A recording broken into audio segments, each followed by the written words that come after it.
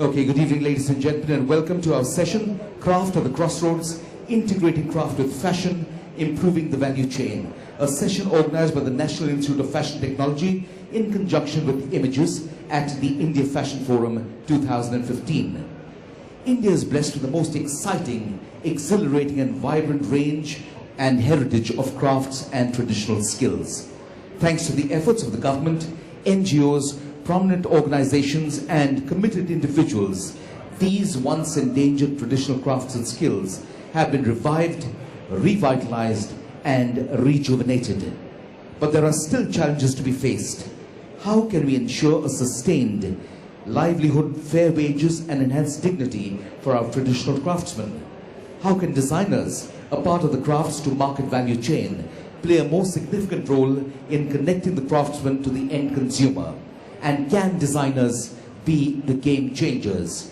All this and more will be discussed threadbare by a galaxy of luminaries over the next hour or so.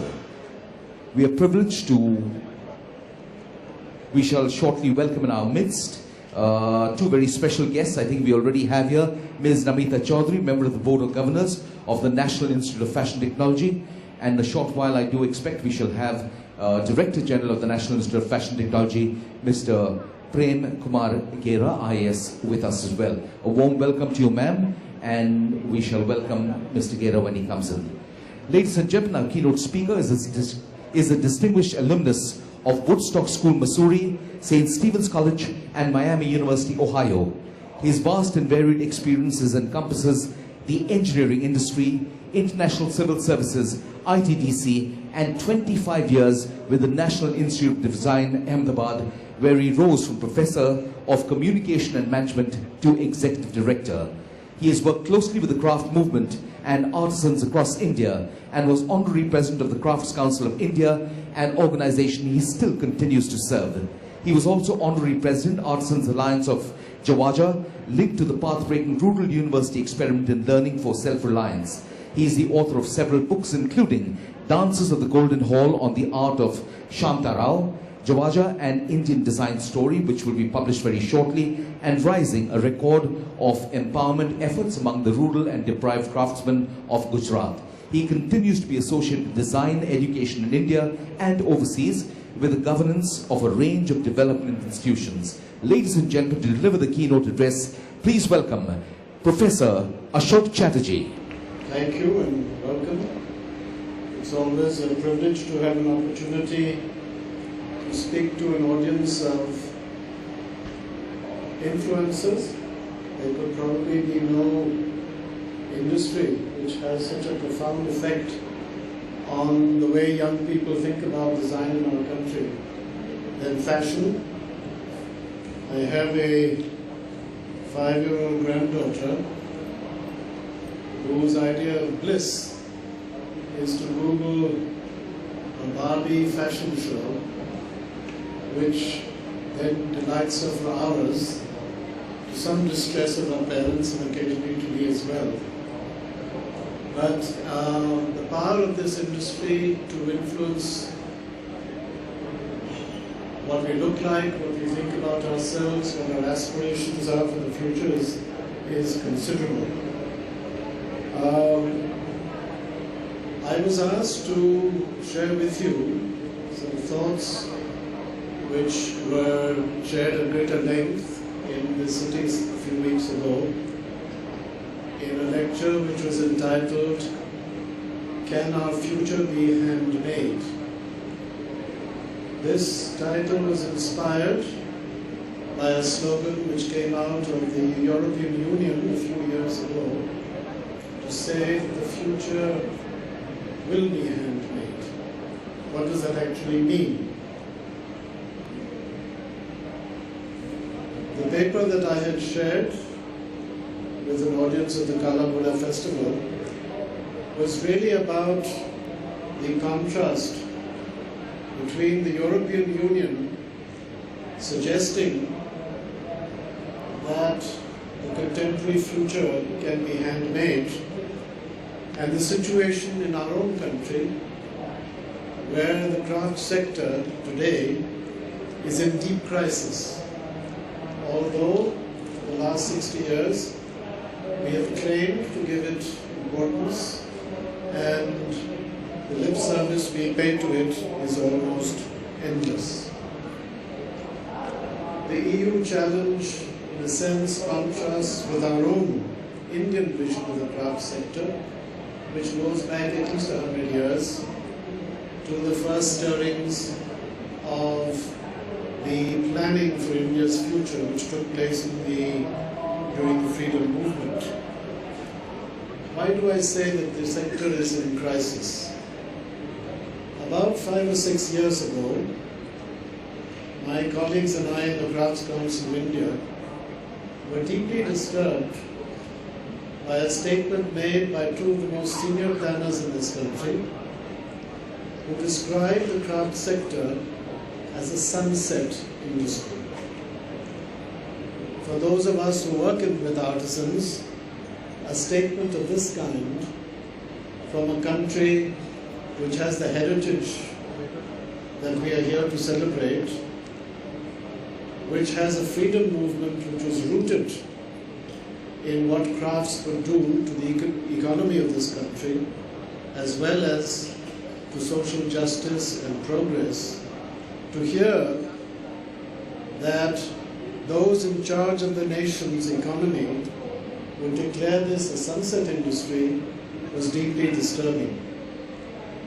In the dialogue that took place between ourselves and other group of like-minded activists working together with the government, our dialogues in New Delhi revealed one startling fact, that although it was recognized that the craft sector is India's largest industry after agriculture, the second largest source of Indian livelihood in agriculture, it lacked a database. There was absolutely no idea of how many artisans there were, who in fact is an artisan, what their contribution was to the national economy, nothing. Only for the export sector was there data. And then it appeared that because there was a lack of data, we were falling through the cracks. Investment was not being made because there was no data to base that investment on. So the first task was to get data about this industry.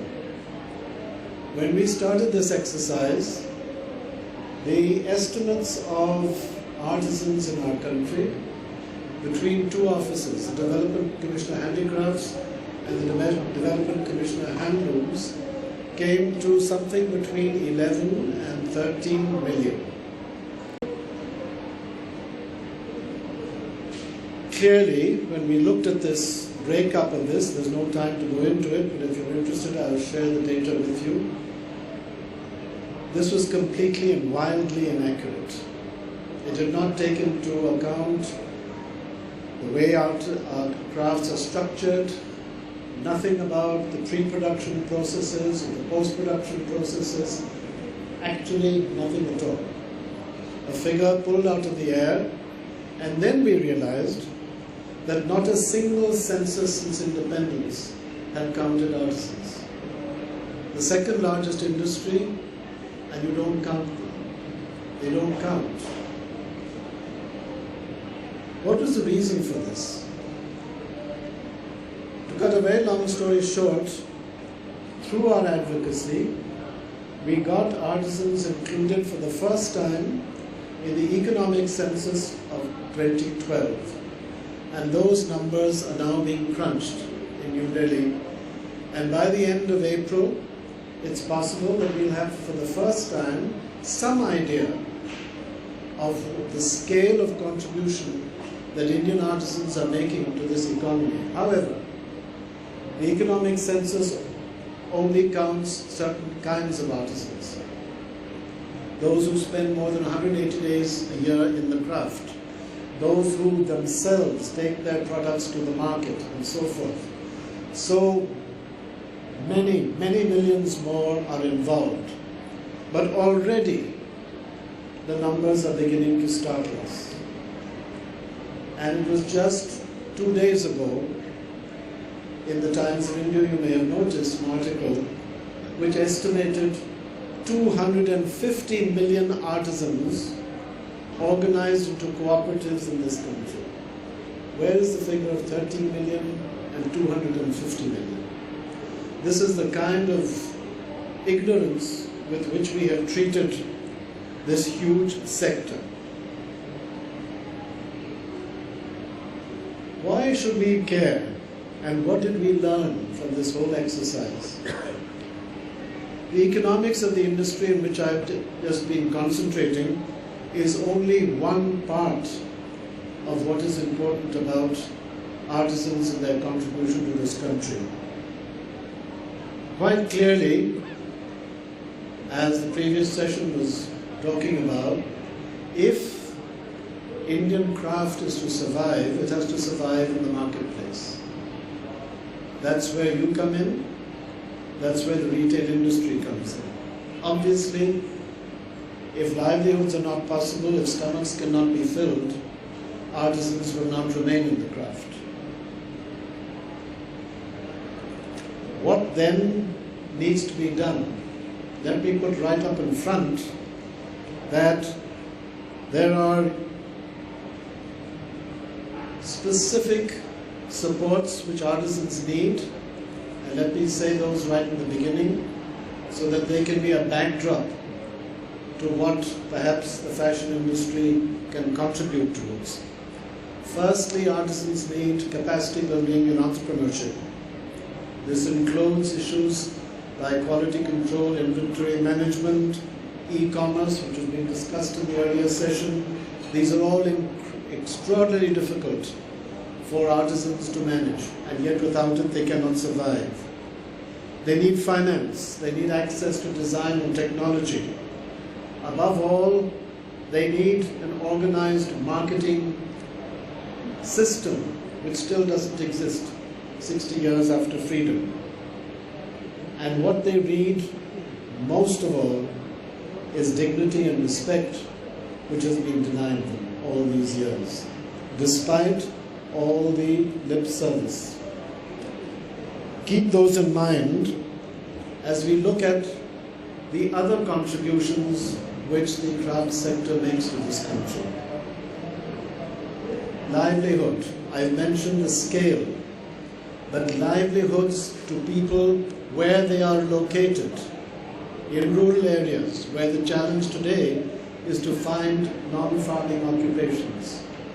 Livelihoods that can prevent the tragic migrations that take place from rural India into the slums of Bombay and other cities. They provide jobs for those of our population who are still at the margins of society. Most Indian artisans are scheduled caste, scheduled tribe, minorities, and 50% of the work is done by women. Women are the artisan population which is invisible, never counted, never consulted, never served. But these are the sections of the population which this and the previous government have claimed ad nauseum are the priorities for Indian planning. This industry serves them. This is an industry with the lowest carbon footprint of any major industry in the country. You know the importance of that at a time when global warming and climate change is in the headlines. But there are other contributions, and this is possibly where your industry is important and, if I may say so, hugely controversial. And that is that crafts reinforce our identity. They help to tell us and remind us of who we are, where we came from, and perhaps to suggest where we want to go.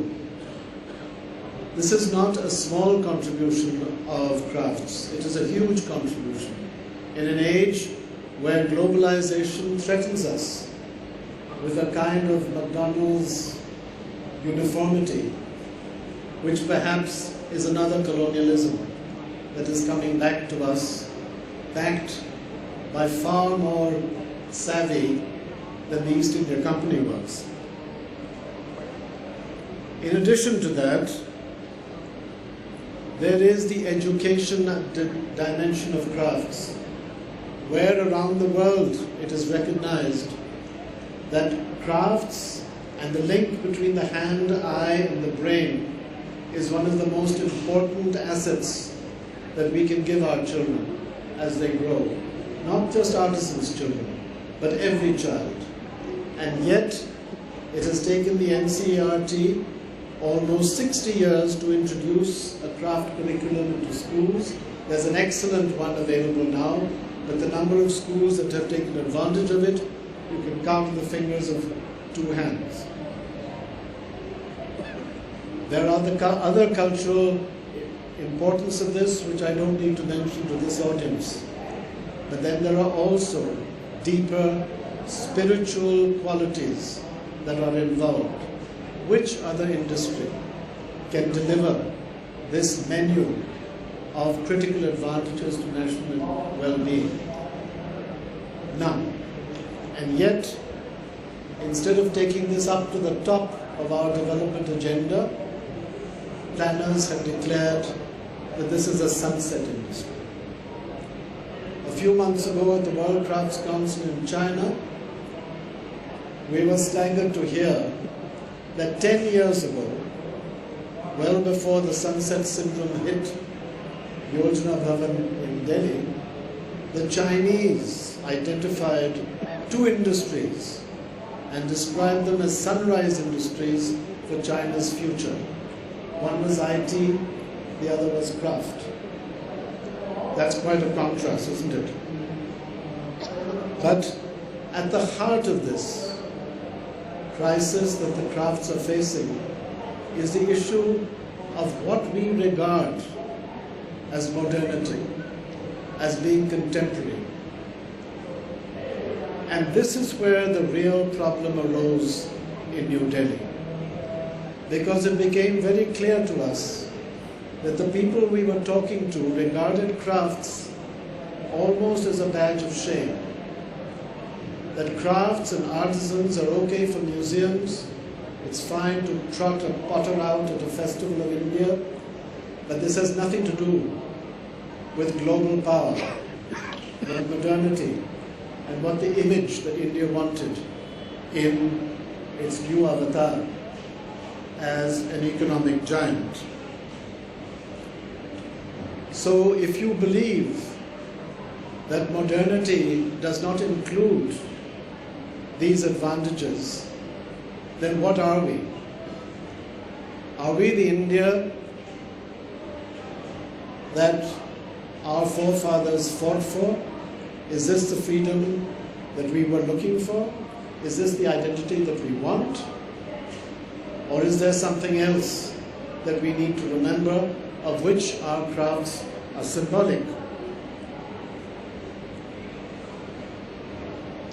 I remember some time ago, and this is not just in the government of India, it goes much, much deeper. And those of us in the design world and those of us who have to deal with design education have been challenged ever since design education came into this country. That what is this transition between tradition and modernity? How do we make choices? How do we choose from our past and from the whole world? What are those choices going to be? Gandhiji said that he wanted the winds of the world to blow through the open windows of his home. But he said, I refuse to be blown off my feet by any of them. That sense of confidence is what we were looking for when design education came to this country. In those days, fashion was not a factor.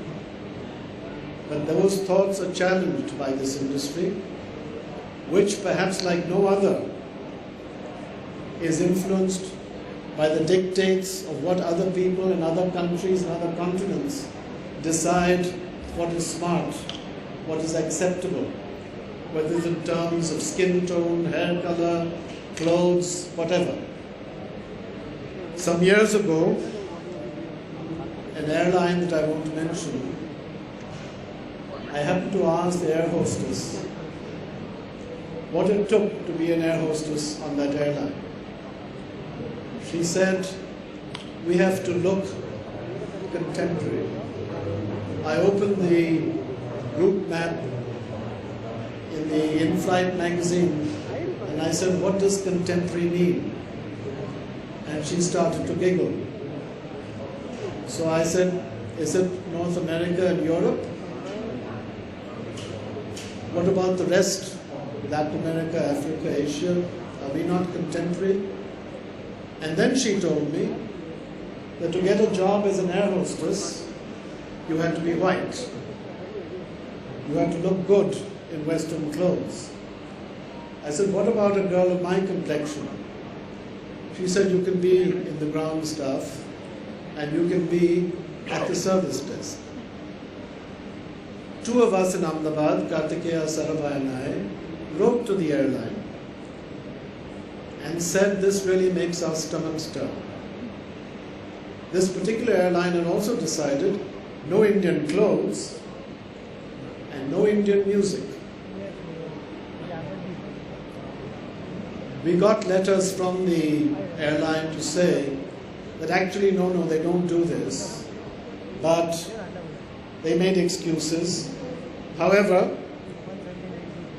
about a year ago, on the same airline, I saw an air hostess with my complexion, and I congratulated her. And when I got off the plane in Madras, I said, I'm really happy to see you, and I told her this story. And she said, we still can't wear saris or salwar kameez. So you see, this whole business of what it means to be contemporary is, to my mind, at the heart of the crisis in the craft sector. Because if a sector of the industry and of our culture and of our society, which represents such profound values, is pushed to the side as something fit only for museums, then what are we doing about what in the previous session the speaker described as a compelling competitive advantage? I go back to the European Union slogan, the future is handmade. What did they mean by that? Did they mean that Europe is going to close down its factories? Certainly not. When we checked with the authors of that statement, they said, look, what we mean is this, that Europe cannot compete in the markets of the world unless it regains the source of creativity which comes from the craft sector. We have lost that. We have to bring it back. And they pointed out the experience of Japan, which, as you may know, where major industries have helped to protect craft communities and indeed craft cities. The famous example of Kanazawa, which is recognized by UNESCO today as critically important, not just as a craft community, but as a craft community which is influencing the highest technology industries of Japan and supported by industry for that reason. Recently we lost a great Japanese designer who once mentioned to me that Honda kill us, use guns. Don't give us this bullshit. You want to kill our craft. Why don't you say so openly? But they did threat. They said, although we are in millions, we are disorganized. We cannot do Rasta Rokos. We cannot take dharnas. We cannot fill the streets of Delhi with protesters. But in an election year, if you want a protest throughout this country, we'll deliver it to you. And that is why that foolish file was discarded, but it's come back after the election. So there is a need for great awareness, and there is a need for demonstration in the marketplace of what crafts can do, and those demonstrations have taken place. Some of them have taken place here right in Bombay, where in the days of my youth, contemporary arts and crafts was a place you went to shop. In Delhi, it took place with Central Cottage Industries, which for my generation was the place we all learnt about crafts. Then came John Bissell with Fab India, Anoki, so many others who have demonstrated that it is possible to make crafts into viable businesses. How do we now translate that on a much bigger scale? There's a question of education, of trying to get this country to understand, perhaps through the next generation who are in school, what it means to respect tradition, how to link that tradition to contemporary issues, how these advantages can really take our country to a level which no other country has, because unlike China, unlike Japan, unlike any other country in the world, we are the only one where the craft tradition has been unbroken through the centuries. There have been disruption in Japan, there have been disruptions in China, but not in our country. That's the advantage that we have.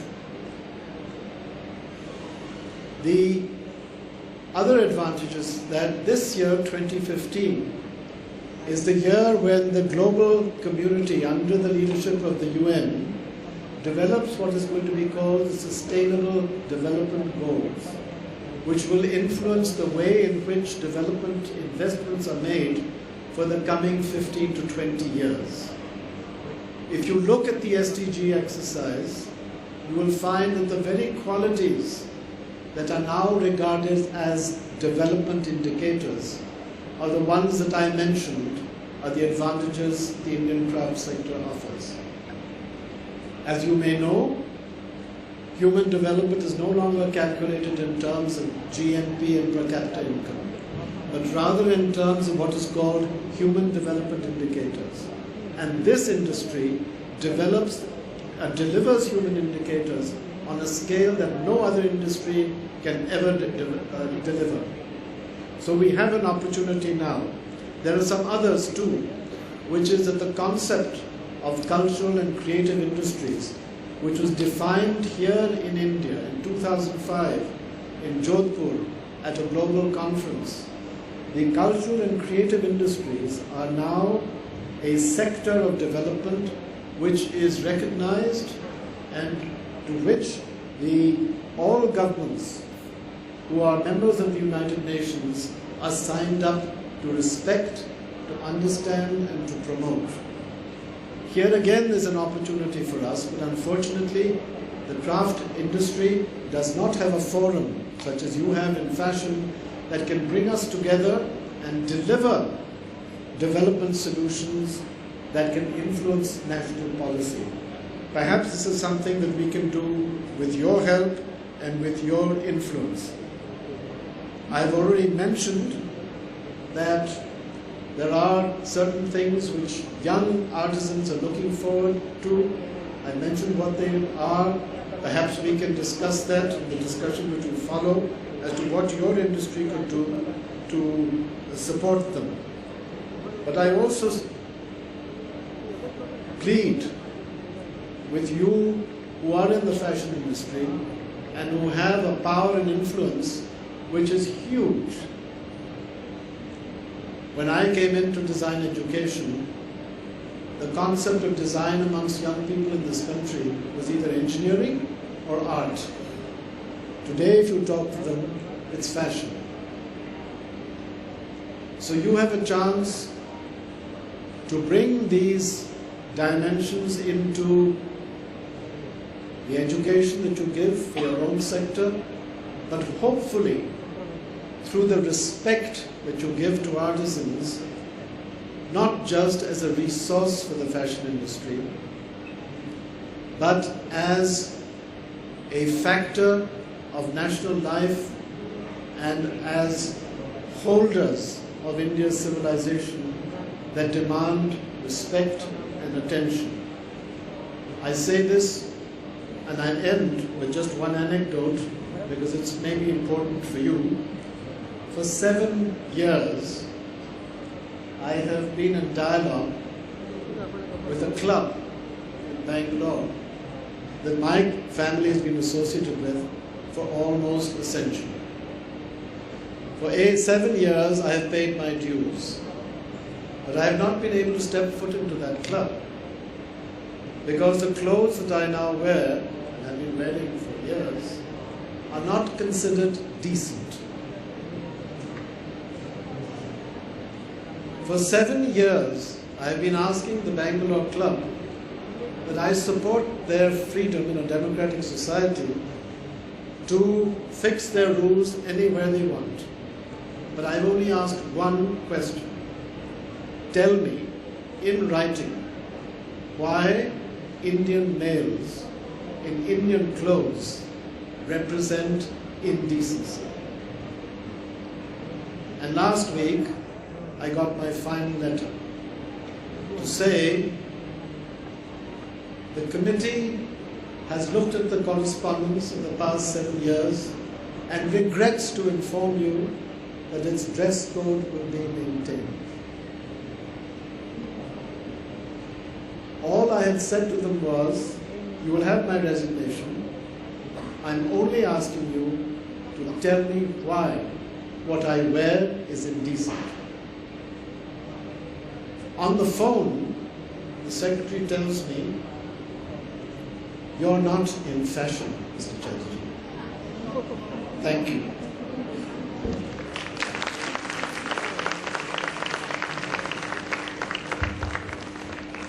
Ladies and gentlemen, a big hand and thank you very much to Dr. Ashok Chatterjee. Thank you so much, sir. Could you please stay back on stage for our panel discussion that follows? Ladies and gentlemen, at this point in time, we'd like to welcome Mr. Prem Kumar Gera, IAS, Director General LIFT, who has joined us. A warm welcome to you, sir. We move straight into our panel discussion. Welcome, sir. Ladies and gentlemen, our moderator is an alumnus of Delhi University and FIT, New York, and has done in-depth study in traditional textiles, crafts, and service ornamentation, a subject she is deeply passionate about. She is professor of the Master of Design program and head of international and domestic linkages at NIFT. Let's hear it for Professor Dr. Sharmila Dua.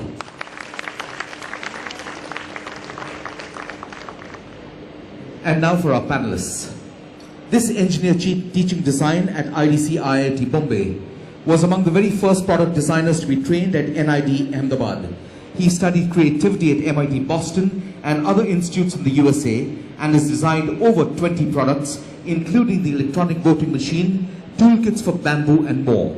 A specialist in bamboo craft, he conducts workshops, makes presentations at fora around the world, and runs Doors, a project to teach maths and other subjects to students of municipal schools in a make, play and enjoy mode. Please welcome Professor A.G. Rao.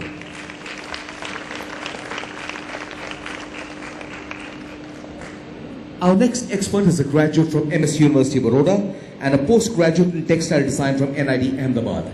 She has, through her studies in Mumbai, done yeoman service in reviving and developing traditional textiles from several states. These include Paithani saris, single ikat and cutwork fabric.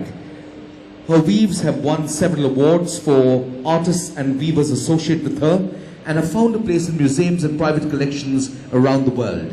She has designed for Air India and several state-level organizations and has been a part of both solo and group shows. A warm welcome to Ms. Meera Mehta.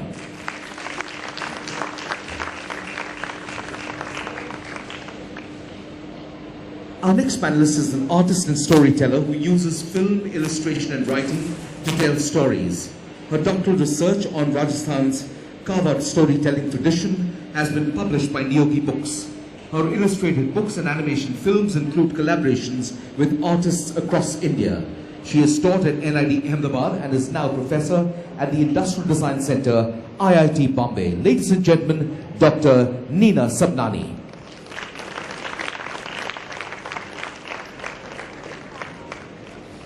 Our next panelist is a graduate in political science from Stanford University.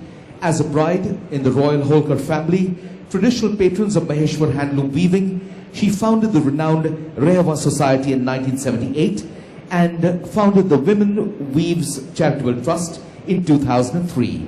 Please welcome Sally Holkar.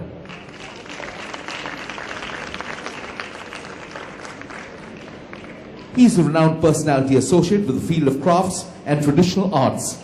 He has been a part of numerous exhibitions organized by Paramparik Karigar, CCI and Lakme Fashion Week, and has worked for top designers in India and overseas, including Donna Karan at New York. He has conducted a workshop for UCL University of London. Please welcome Sarfaraz Khatri. Our next panelist is a renowned name in the world of arts and crafts, which she revives, revitalizes and develops with unmatched passion. She founded Baya Design at Raghuvanshi Mills, Mumbai, a treasure trove of tradition, a design consultancy and sourcing hub for architects, designers, corporates and lifestyle outlets. Please welcome Shibani Jain. She is a graduate of NIFT, the class of 1990, launched her label in 1994 and has been a consultant to the Ministry of Textiles and design consultant to CCIC. Her eclectic creations retails from India's top designer boutiques and is a heady mix of India's rich textile heritage from across the country. She has retailed internationally at the Smithsonian Museum in Washington, D.C., at Selfridges and other prestigious outlets, and has presented her work at festivals, conferences and fashion fora around the world. Please welcome Sunita Shankar.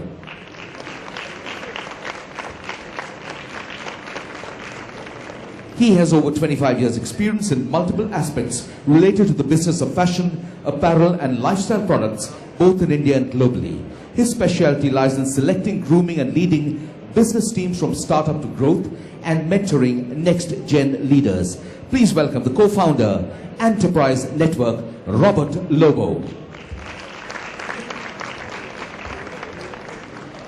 And to take you through our next session, it's over to our moderator, Dr. Sharmila Dua. Over to you, ma'am. Thank you, Hugo.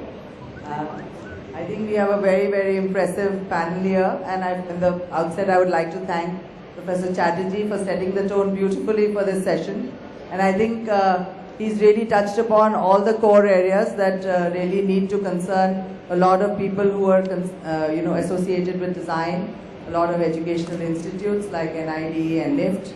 A lot of people here in the audience today are from NIFT. And at the beginning, I would like all the panelists, because they're all coming from different backgrounds, we heard their profiles, to really talk about as to what has been their journey so far when they work with crafts, and as the whole milieu of traditional craft in the whole sphere of India, which is changing so rapidly, whether it's economic structure or the political upheaval that we saw last year, and also the socio-cultural realities that have changed. What has been their journey and what do they see as the way forward in the sector of crafts? So we'll start with Professor Rao.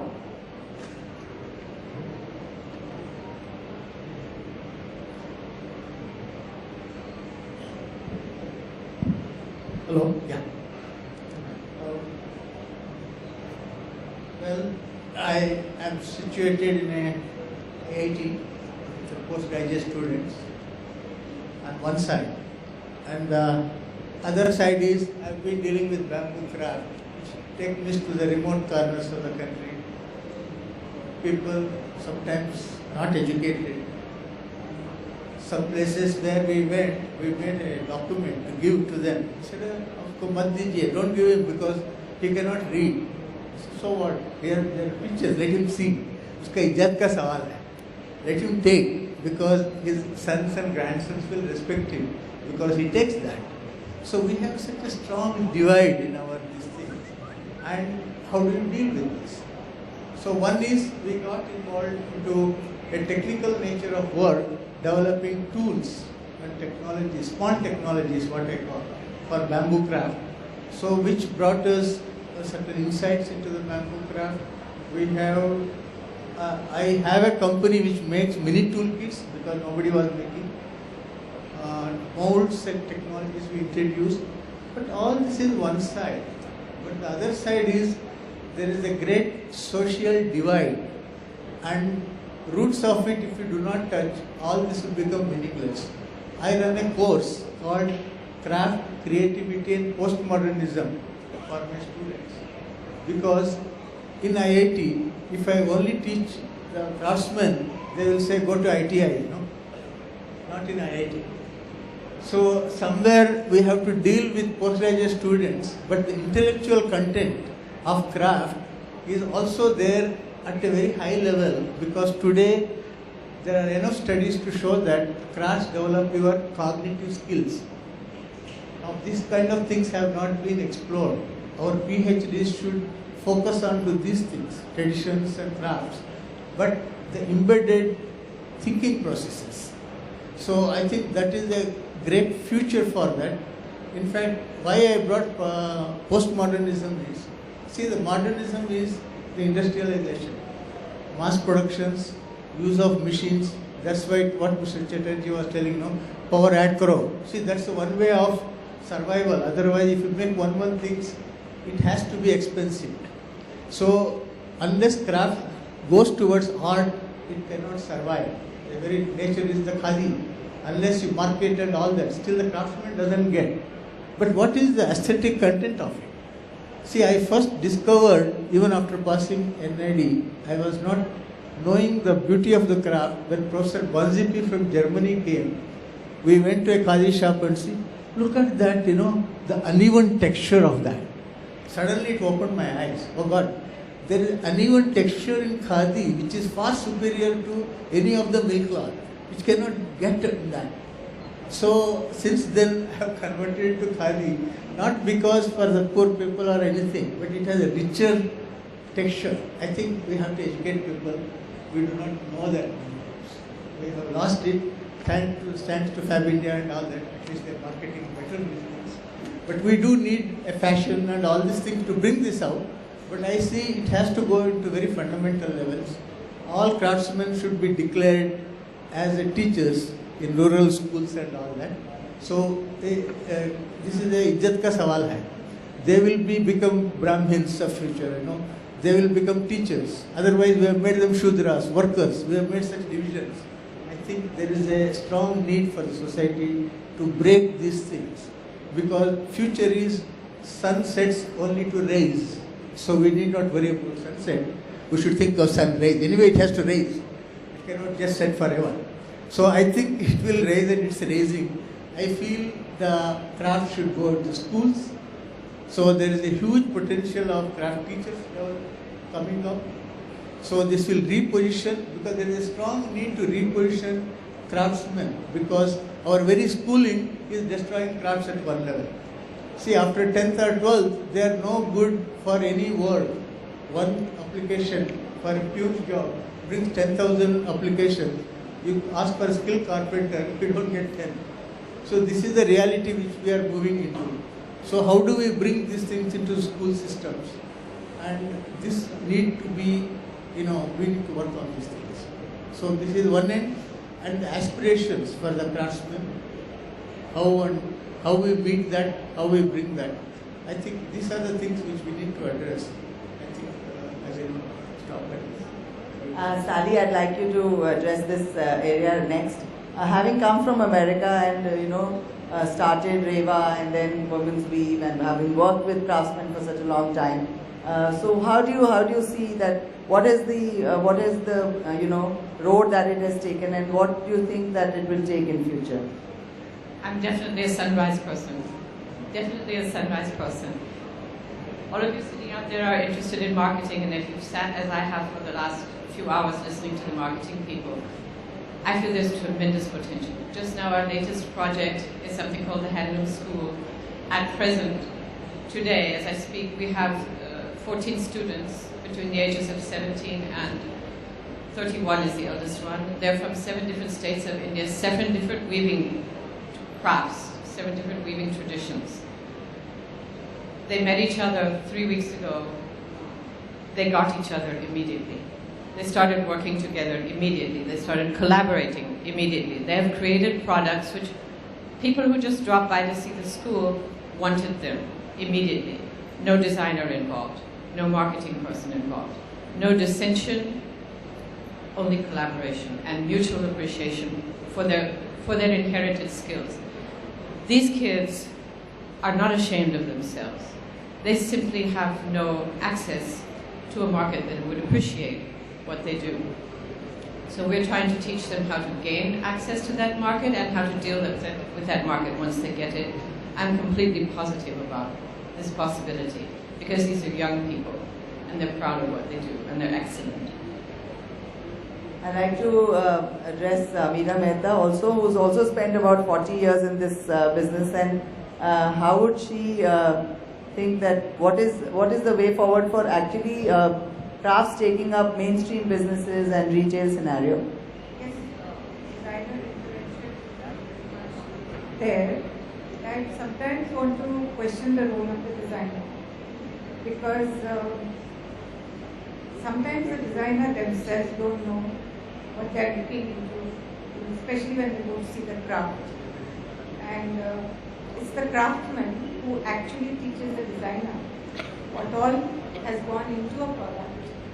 And if that can be seen, visualized, and then connected to the world outside, then that would make a lot of difference.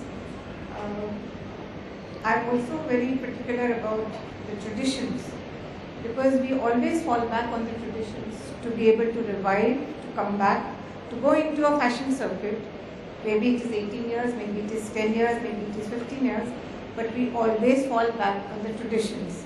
So if we don't keep our traditions intact and improvise or whatever help we need in that field, we will probably lose our art and our craft very quickly. So I generally want to emphasize on the fact that the techniques and the traditions, they do have much more importance than what we actually see the colors. Once I remember somebody had asked me, oh, so the next color forecast is this. Have you worked on that? And I looked at that person and I said, in India, we have a color forecast? No, we don't need it. If you make the beige and the blacks and the whites for our Rajasthani women, they will be hidden. Nobody will find them if they are in any need. They need the colorful clothes. They need the brightness of the colors to be there. So there isn't a color forecast which we follow. And I think we cannot ape the West. I think it is time that they ape us. That is where I finish. Thank you, Meera. That also makes me think about the two other designers on the panel, one who works with interiors, Shivani, and one who works with fashion, Sunita Shankar. And I want to ask this question, I think it's very provocative, that is craft breadth or is it high fashion? Because what Professor Rao said, that if you make one piece very exclusive, then it becomes very high fashion and there are very few people who can really pay for it. And if you make multiple copies of it, then it loses its exclusivity and it also becomes, sometimes mediocre in its quality. So I'd like Sunita to answer it first and then we will go back to Shivani. Firstly, I don't think so. I would put craft under the fashion label. Craft has a very sound and a great ground, and it is our heritage. So that is one aspect. But yes, craft has to be upgraded in the sense that it is not cheap. We don't need it to be cheap. It needs to be high value product. That's where you are respecting the craftsman, because you're respecting his aesthetics, his work, his skills, and that's the way forward is. And that's the way I maintain and I work like that. I'd like Shivani also to address this. Thanks for the question. Actually, I was going to address the same point itself. when you're young and you just out of NID, you have a lot of values and beliefs. And one of the things we believed is crafts can be produced in like multiple quantities and it should be sold in large quantities, and maybe one of the Walmarts of the world should come and sell crafts. That was the belief that I started with. And I remember at the beginning of my journey into crafts, I actually met Roshan Kalapesi, who was the head of Paramparik Karigar. And we went to her for a collaboration. And she said, do you think crafts for you, what do you want to do? Do you want to work for crafts in the mass business? Or do you want to work with crafts in the premium business? And I said, mass. So she said, then I don't want anything to do with you. Please go away. And it took me 7 years to realize what she said, that crafts is really not mass. It is premium, it is special, it is different, it's a lot of effort, and that effort is not getting its dues, which is a separate question. But the question of whether craft and arts is premium or not, there's no question anymore. After 15 years in my life, crafts has to be premium, has to be special, has to be unique, has to be signature, has to be piece by piece. So that's my answer. Okay, and I'd also like Neena Sabnani, Dr. Sabnani, to address this. And also, institutes like IDC, NID, and IFT, we've done a lot of research and documentation of craft. And you've also done a lot of research when I read your profile. And most of it is becoming archival material. So I also want to know from you as to what model or what space we can put our research and documentation, which can see in the industry, when there is research done in IIT, it goes back to the industry at some point. But when we're talking about craft research, it's largely relegated to being just archival material. So how can we really look at research coming from you? Well, I've been working with, because I'm interested in storytelling, and I find through stories people actually tell you a lot about themselves, which other methods may not, get you insights that people start telling about, their work and how they've. So yes, archival is the first step, but I think there is more research happening now. At least we are looking at how the children of craftsmen learn, because we have followed a very formal art education, design education, built on foreign models, but we have a whole way of learning which we haven't looked at. So there is research happening there. Some of my students are working in that to see how learning happens. And I think that's where because of my interaction with people and working together, we make films together, we make illustrated books together. I find it's a very humbling experience for me as a designer. One thing is, design is all about innovation, and craft and tradition is all about conservation and keeping something alive, a tradition alive. So on the surface of it, it looks that they are at loggerheads, but actually they have a lot to teach each other, and especially if you look at fashion or you look at crafts, it's the same. It's unique. It is precious, but the crafts have not received the kind of platform that, say, you have a fashion week, you have fashion shows. We don't have that kind of a platform. In schools and colleges, we don't have crafts persons teaching. We don't have a emeritus professor chair for a craftsperson. In universities abroad, and Ibrahim country has got a doctorate. I don't see why our universities cannot offer such chairs. Can't offer. Why can't they be teachers in design schools? And because I think anything is kept alive, or people want to do those things if they get the kind of respect and the dignity. You like to be an academic because I'm called to speak like this. So if a craftsperson is given that kind of a platform, you know, not just as a resource person who does things for you, then I think there is a place, you know, for them to. I think I'm very happy to see Sarfaraz is here, and it's really nice to have him here, because most of the times we are talking on behalf of somebody else. They should be here to speak for themselves. I'm very happy to see you here. Yeah, so my next question is directed at Sarfaraz before I go to Mr. Lobo. And that is, what is a wish list for a craftsperson in terms of making their craft relevant for today and for tomorrow? It's coming from a tradition which is from the past, but how do you make it, what would you want to happen for you to make it relevant? Thank you. As a craftsperson, I would definitely like to see my product to be on a very good level, and to get the respect, and to actually more than respect, I would like to have people know that the craftsman, what effort he has put into it, that how much what anticipation he had to make that product.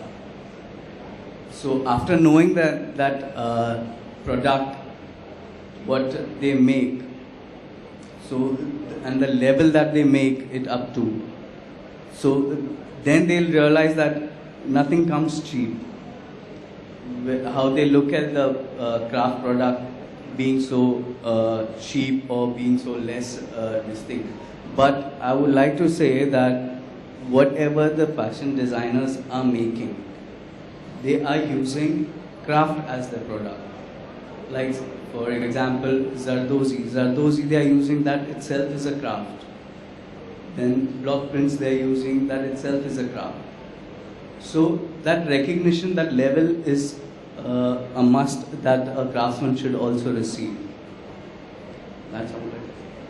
I have this next question for Mr. Lobo. You know, this whole forum that we are sitting here is sponsored by Snaptea, and recently NIFT had also done an MOU with Flipkart to put whatever students are designing with craft onto their website for selling.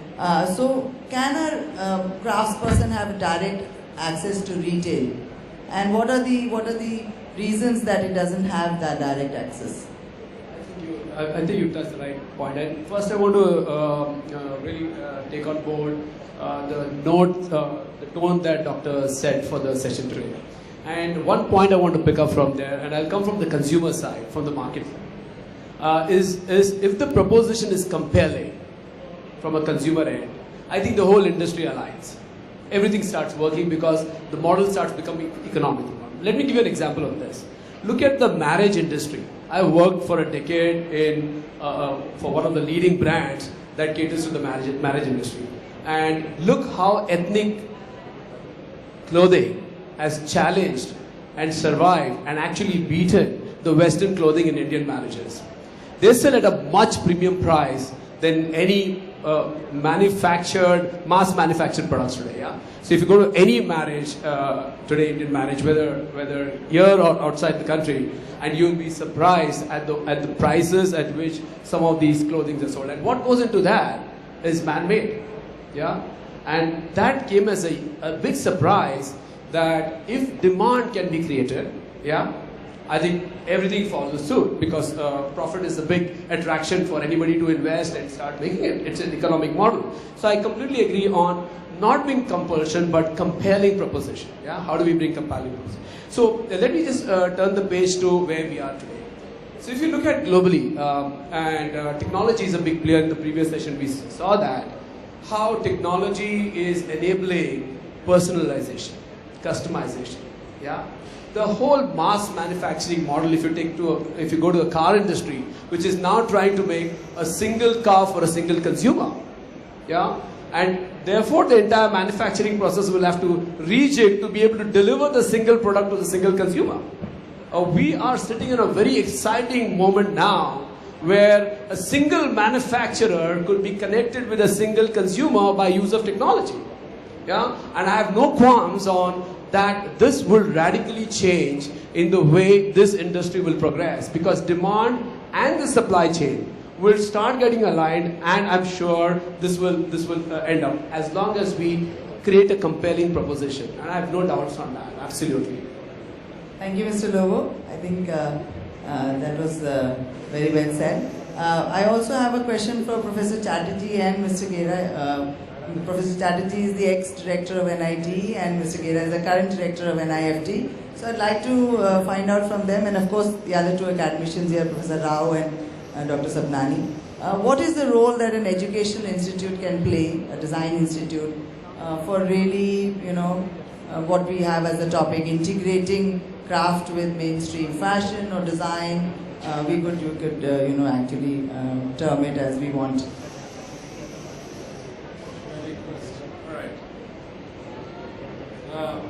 I would like to go into this question a little beyond also, if you permit me. The Educational Institute at NIFT has been playing its significant role since '91, when a realization came that the ultimate knowledge or skills are based in traditional artisans who have been doing this from an age of 5 or 6, when they start using their hands and they start applying their mind to it.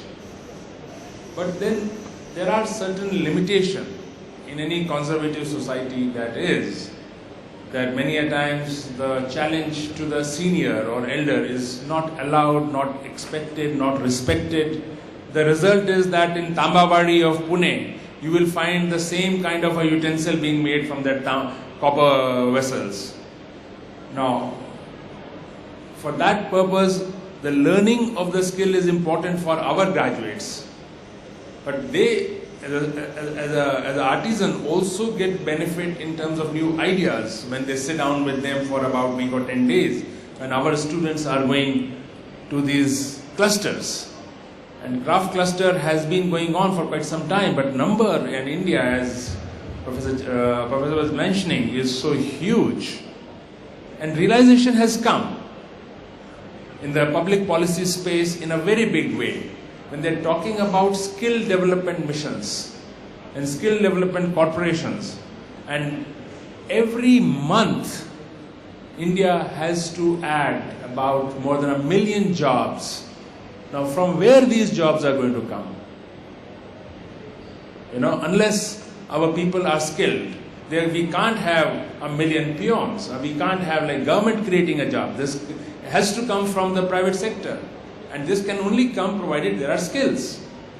Now, craft is one of the skill which is very popular in our country, whether it starts from khadi to... But the point is that are we focusing public policy to meet? Skill is one bit of it, skilling them, to increase their capacity building so that they can make a higher level which fetches a high value addition so that it fetches more money. The number of artisans of various category, if I am allowed to say, high skill category to low skill category, people are diminishing. The surveys that we have done at various points of time. Now, the people with high skill are not as many as they should be. Now, the problem with the low skill is whatever handloom reservation order there might be, but power looms will prepare those products which handloom reservation order prevents. Now, on one hand, government promotes power looms. On another hand, we are promoting handlooms. Now, there is an inherent conflict there also. So, the point is we want to retain power loom for certain kind of a design, handlooms for certain kind of design which is not possible on power looms. Those designs has to be exclusiveness. That must be told to the consumer. And are we doing enough consumer education to make people understand Jago Grahak Jago kind of a campaign where there is going to be extra cost for handloom because this is a uniqueness. And another problem which we have learned from various my visits is that a handloom designer, if he makes any design, it gets copied in power loom the next day. So how do we get the power loom guy, handloom guy, his money for the talent that he has put in to develop a new design?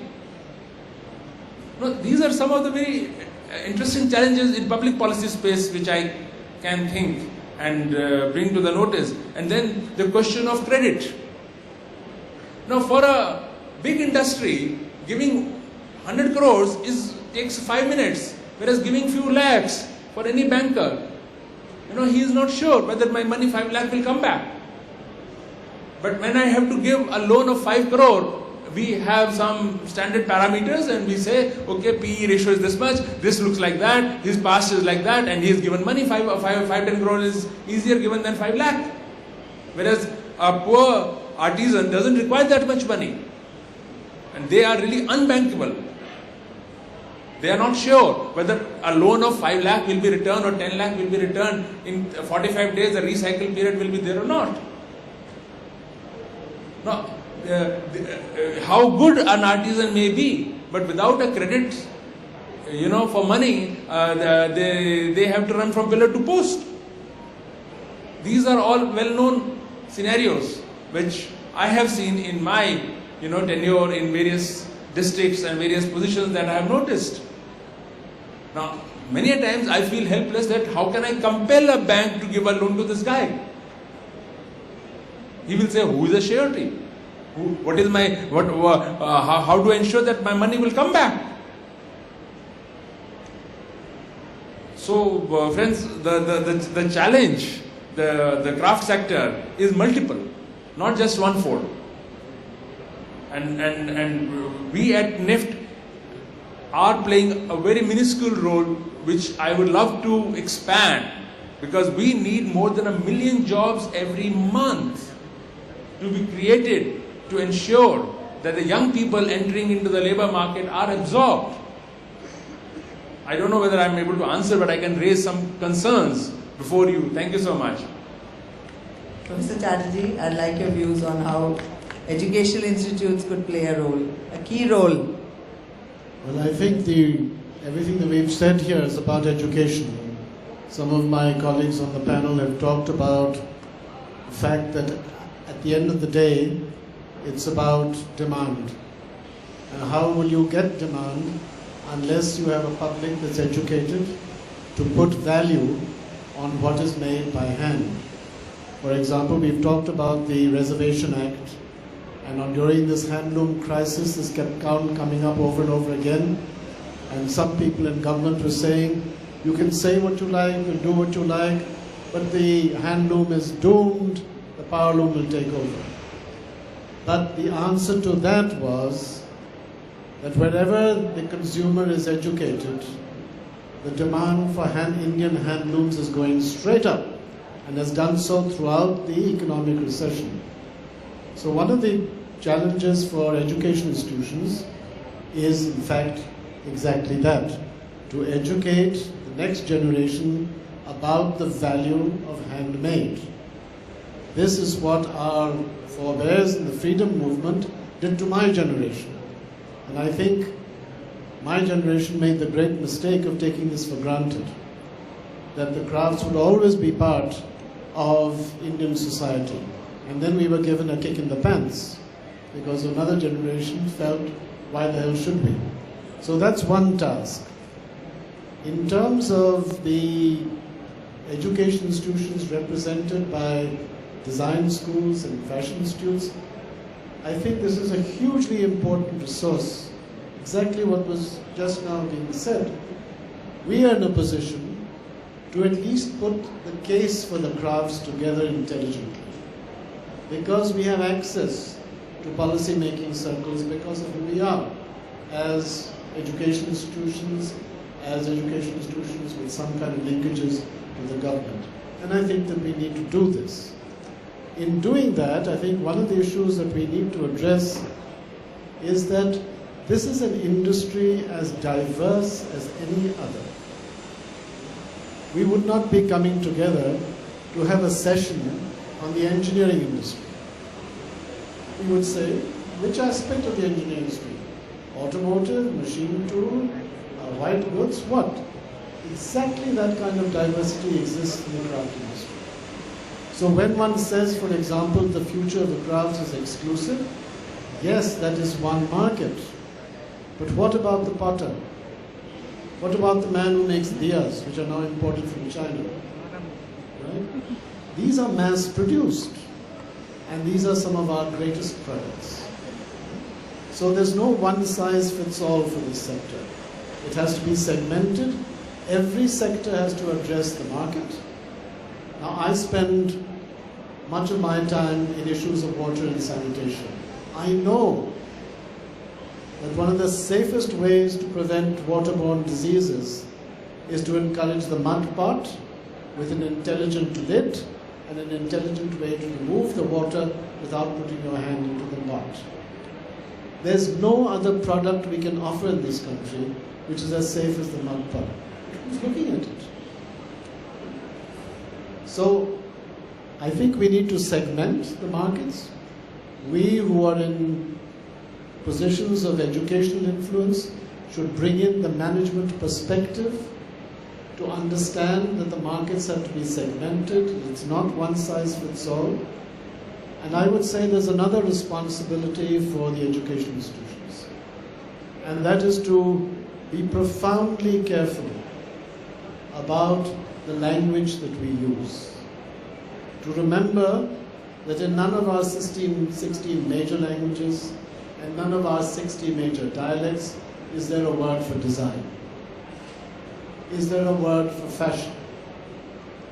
They do not exist. And yet, we represent a country with this unbroken design tradition. So is it because we are like that only? Because we don't have the language. So we must be careful about the language that we use, because when we deal with artisans, what language do we use? There is one concept which brings us all together. We were discussing this over a cup of tea. And this is the concept of color. So when some years ago, during my time at NID, we received a rude letter from the Hindi Committee of Parliament to say that you will stop calling yourself the Rashtriya Design Sansthan and you will use Hindi. Well, we'd already been working on it for a year and a half and couldn't find the word. So then we produced on our letterhead Rashtriya Kala Sansthan. And we got an even ruder letter saying we don't know what you people there do in Ahmedabad, but Kala you are not. So then we went to Ganapati Sthapati, the famous late sculptor in Mahabalipuram, and we said, what do we do?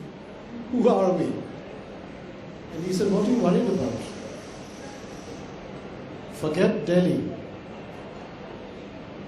It's Kala. You belong to a tradition where these things are not in silos. So I then asked him, here's the letter from the government of India which says we can't use the word colour. What is colour? And he gave me the most wonderful definition of what I think we all want to do. He said colour is anything that lifts the quality of the human environment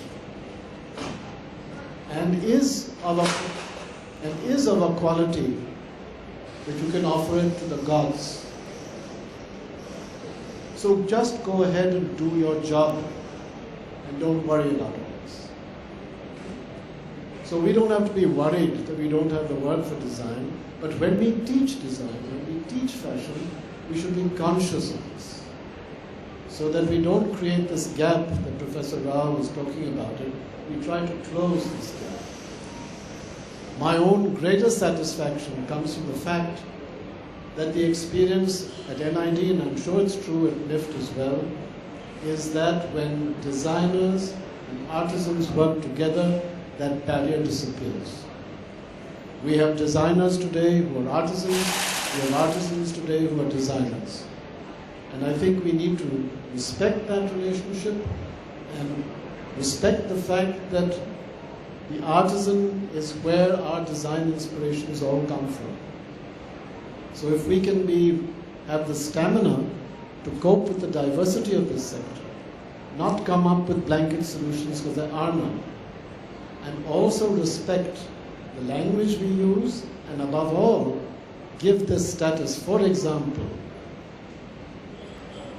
if the NIFs and the NIDs, the IDCs could in fact create those chairs that someone was talking about, Yes. that would be the greatest immediate step we could do towards respect for the arts. I just take one last question, which I'd like everybody to, whoever would like to address it. Like Professor Chatterjee mentioned in his keynote session, is contemporarizing a bad word? When we're saying contemporarizing craft or modernizing craft, is it considered a bad word?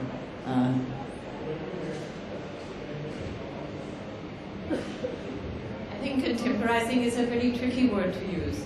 The present project that we run, we are using non-traditional women to create a non-traditional khadi project, which we sell in 20 countries across the world. There is no traditional design. The design comes from them or it comes from your NID designers. But it's the market response, which is fantastic, to these. They are traditional designs because nobody knows anything other than the traditional designs. That's what they know. And when I see these 14 boys who are with us right now, and they're told to create something, they're like children given a piece of paper and some coloring paper that they've never had before. They sit down and they create something on their looms, which is coming from generations. But it's contemporary also. People want it. So it's just a terminology, contemporary, I think. Yeah. Would anybody? Sunita, would you like to say? I think when we do contemporary, when we say that, it's basically most of the time it's marketing. Another thing is when you're working in a craft for long, every time you're thinking about retailing it. So you have to reinvent it. It's challenging. You have to continuously keep on working on design. So it's a good collaborative effort between designers and craft. And it has to be equal and co-part. It cannot be a man's.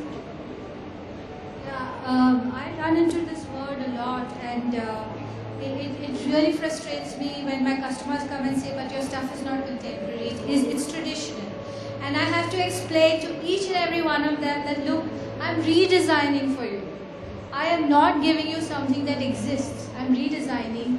And somewhere you might ask the question that, do you contemporize to a point where it's no longer looking like the craft it used to be? That's a debatable question. But the fact is, every time we create something special, we are contemporizing for the urban markets.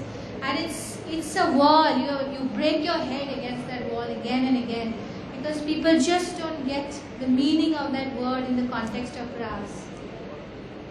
Sarfraz, I think you want to say something? Yeah, I just wanted to say one thing, that we are into hand block printing using natural dyes. The process that we do is exactly like Ajrak, but we are moving away from the traditional designs, but keeping in mind the traditional technique and the process, which is more important. And we can develop different modern designs as well as the traditional old designs.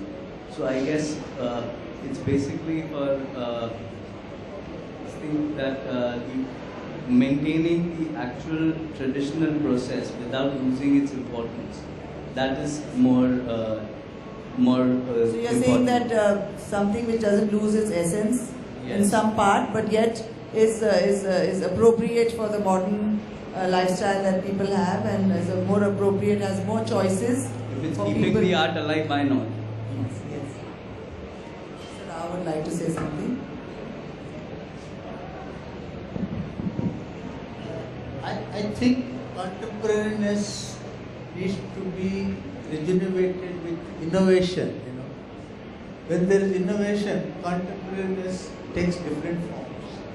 For example, one group in Meghalaya, Melghat, one bamboo group came with Rakhi with bamboo, and they made 1 lakh pieces, each selling at 25 rupees, and made huge money, and employed all the people, and they just used our one tool. He says, Rao Sahab, aapka ek tool se hamara pura ban gaya. So, but the innovation happened as a cultural product, which is very easily absorbed, and he put even bamboo seeds in that, and if you throw, bamboo will grow. fantastic innovation. So it became contemporary because there is innovation. I think if this rule is applied any area, I think it will become contemporary. Only I see problem is big industries are brainwashing with terrific advertisements. Crafts and these things do not have the support. I am raised in Khadi. Don't subsidize Khadi but promote it, through advertising. Yes. If you do that, Absolutely. it will sell. Because Coca-Cola can sell some 10 rupees something for 5 rupees or 10 rupees. Why not craft? So, Yeah. I think government support should come here. Thank you very much, Professor Rao. I'd like to throw open to the audience if there's any question. There's a gentleman there. Can I have a mic to him, please?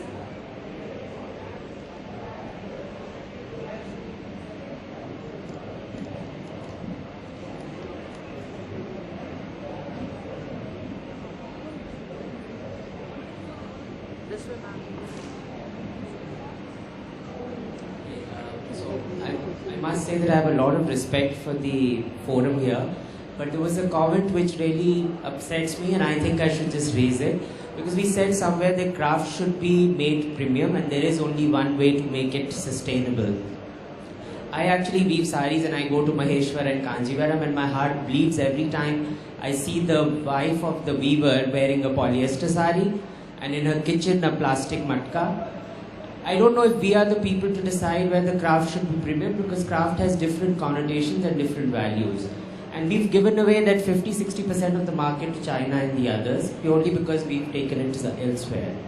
So I don't know if anybody would like to address this for me. I think I raised that question, and I feel that I did spend 7 years trying to make crafts and see if it was scalable. I think there are too many issues in scaling of crafts that makes it unsustainable as a product that can be sold at a very marketable economic price. So from a very market point of view, I feel that the premiumness of crafts is where the solution lies. That, we should not be breaking our heads trying to be yet another Walmart or to be yet another, I don't know, because crafts by its very nature, the customizable nature, or the nature of the effort that goes into it, it needs to belong into the creative, the imaginative, into the artistic space rather than in the very affordable economic space. So I was coming from that point of view. Even as he raised the question of potters, I feel how many pots can a potter create? Across the country, if you go to 20 potters and you ask him to create 20 pots every day, every pot will be different. It is not viable economically to make crafts economically. That's the only thing that I had to say. I'd like to say one thing. I've also traveled so much in Madhya Pradesh, and there's a place called Tarapur, which has a lot of down printing. If you see, it's completely reduced. There's no work happening. There's a lot of problem. The basic problem, what it requires, the raw materials. You don't have running water. How are they going to print? How are they going to do anything? You're not making things conducive for craft to exist. So how can it be what she was wearing? Polyester is cheaper for her. Imagine if there's no water, how she's going to wash her cotton saris? How is she going to maintain that? Where cotton yarn is so expensive. Your dyeing facility is not there. I mean, where is she going to get it? So she resorts to buying polyester sari and matka, which is plastic, which is horrible. We are responsible for it. I mean, it's got to be a conscious effort to move towards sustaining these things. I've seen a whole lot of craft sector just vanish over those 2 decades. Yeah, and there are many examples of mass crafts that haven't worked. For example, Costco, USA, they tried to sell crafts in like multiple huge quantities. They were like picking up from wherever they could. But it just failed, the whole model failed. And if you see the models that have worked, by and large, it is the models that focus on the skill and the quality and the specialization. That's my view. I'd like to. I just want to say Last one comment. thing, particularly about Maheshwar, which I've done for almost 40 years. Even 40 years ago, when we first started working with Maheshwari sari weavers, they could not afford Maheshwari sarees at that time. Number one. Number two, they actually really didn't want to wear a Maheshwari sari because it was not a fashion statement. They wore a Maheshwari sari only at the time of a marriage. Otherwise, it stayed in the cover. But now what I realize, fast forwarding to today, most of the people who live in the deep rural areas where craft takes place, their only window on the world is television. So television becomes the fashion standard. And I don't think I have to say anything more because we all know what the fashion standard is on television, right? So it's not only a poverty, non-poverty choice, and it's not only a, what do I want to say, aesthetic choice. It's about being fashionable in the eyes of your peers. That's what I've noticed.